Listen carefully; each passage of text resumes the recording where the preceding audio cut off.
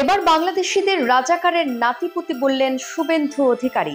মোদী সরকারের ঘনিষ্ঠ ভাজনের দাবি, ৭১-এ ভারত না থাকলে বাংলাদেশ কখনো সৃষ্টি হতো না। আর এমন মন্তব্যে ক্ষোভ জানিয়েছেন বাংলাদেশের সুশীল সমাজ। তারা বলেন, বাংলাদেশের তরুণ প্রজন্মের ভারত বিরোধী হওয়ার পেছনে দায়ী খোদ ভারতের জনগণ।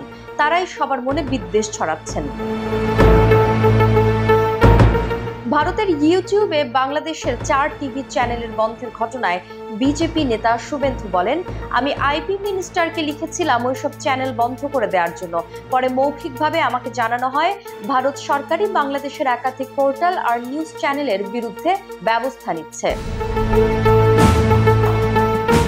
বাংলাদেশের মিডিয়া ভারতের বিরুদ্ধে পাকিস্তানের হয়ে প্রোপাগান্ডা ছড়াচ্ছে বলেও দাবি করেন শুভেন্দু। তিনি বলেন, এরা সবাই রাজাকারের নাতিপুতি।